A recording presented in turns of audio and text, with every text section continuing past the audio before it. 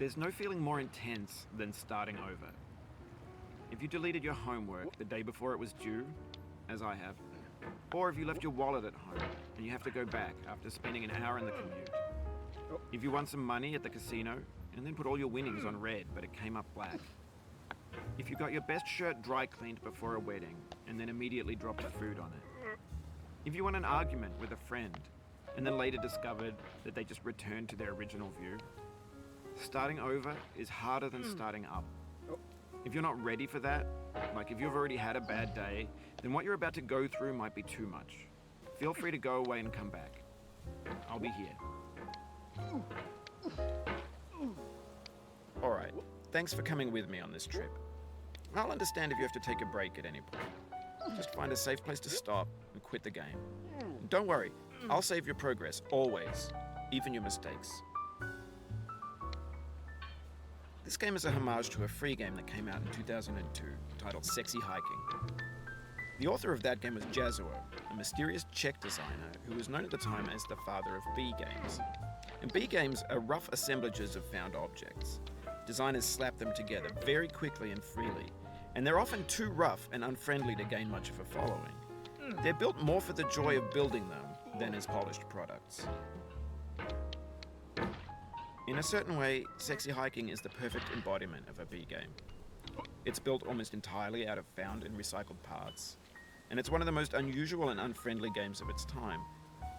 In it, your task is simply to drag yourself up a mountain with a hammer. And that act of climbing, in the digital world or in real life, has certain essential properties that give the game its flavor. No amount of forward progress is guaranteed. Some cliffs are too sheer or too slippery. And the player is constantly, unremittingly in danger of falling and losing everything. Anyway, when you start Sexy Hiking, you're standing next to this dead tree that blocks the way to the entire rest of the game. It might take you an hour to get over that tree, and a lot of people never got past it. You prod and you poke at it, exploring the limits of your reach and your strength, trying to find a way up and over. And there's a sense of truth in that lack of compromise. Most obstacles in video game worlds are fake. You can be completely confident in your ability to get through them once you have the correct method or the correct equipment or just by spending enough time. In that sense, every pixelated obstacle in Sexy Hiking is real. The obstacles in Sexy Hiking are unyielding, and that makes the game uniquely frustrating. But I'm not sure Jazuo intended to make a frustrating game. The frustration is just essential to the act of climbing, and it's authentic to the process of building a game about climbing. A funny thing happened to me as I was building this mountain.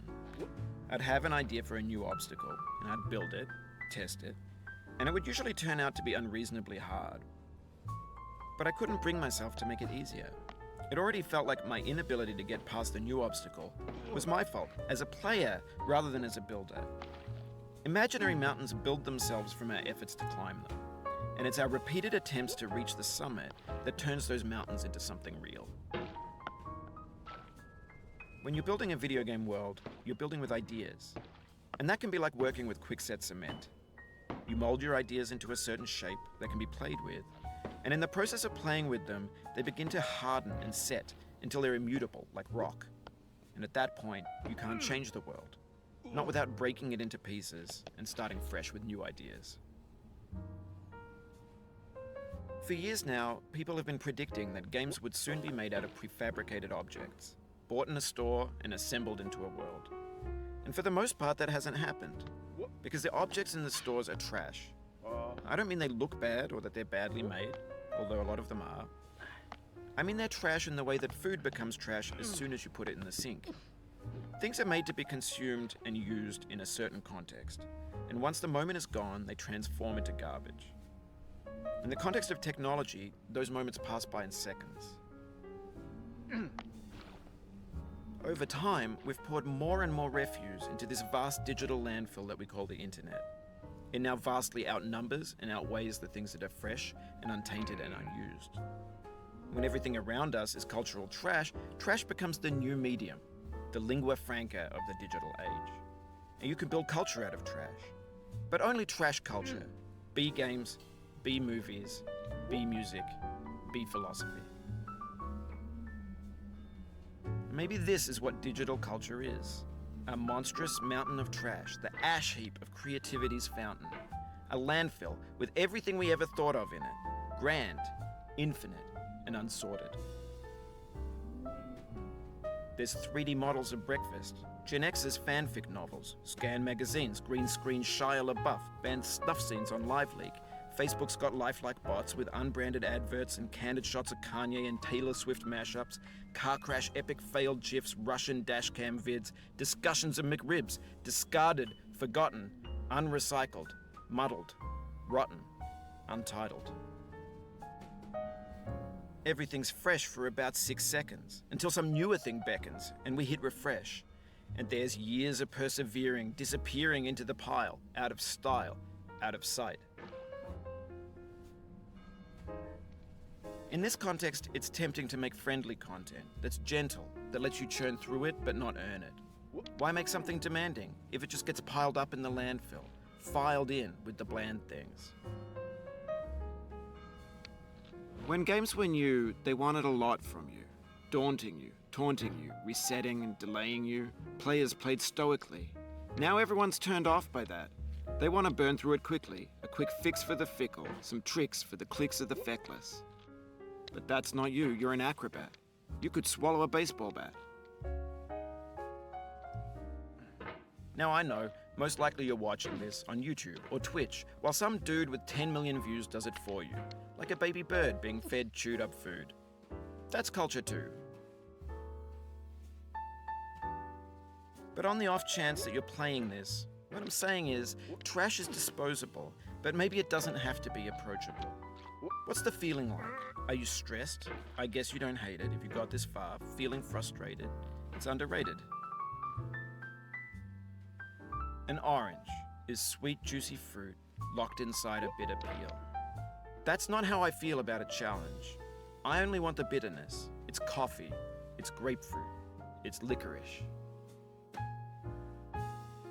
It feels like we're closer now. Composer and climber, designer and user. You could have refused, but you didn't. There was something in you that was hidden, that chose to continue.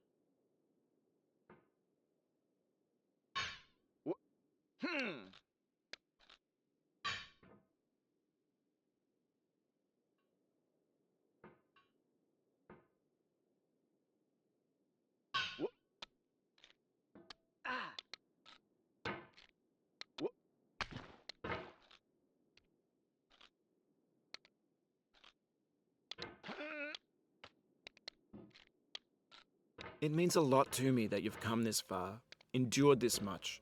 Every wisecrack, every insensitivity, every setback you've forgiven me is a kingly gift that you've given me.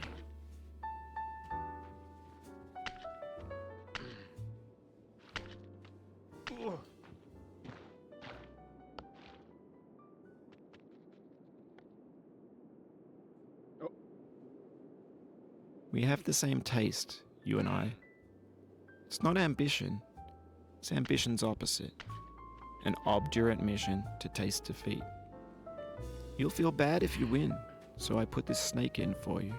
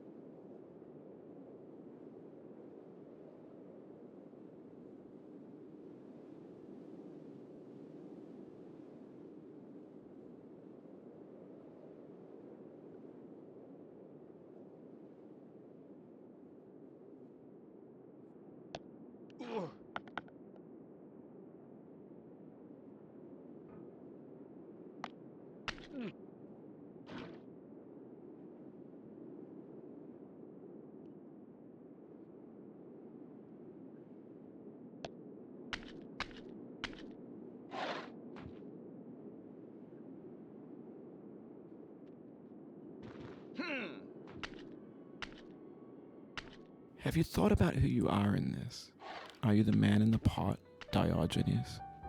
Are you his hand? Are you the top of his hammer? I think not. Where your hand moves, the hammer may not follow, nor the man, nor the man's hand. In this you're his will, his intent, the embodied resolve in his uphill ascent.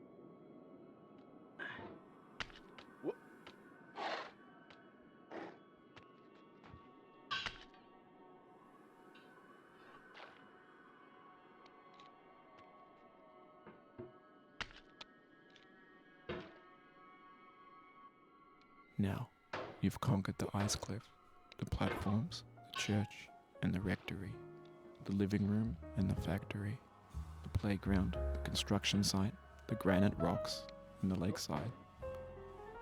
You've learned to hike. There's no way left to go but up, and in a moment I'll shut up. But let me say, I'm glad you came.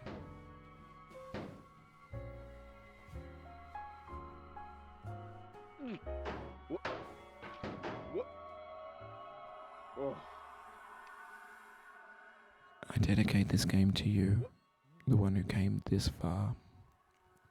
I give it to you with all my love.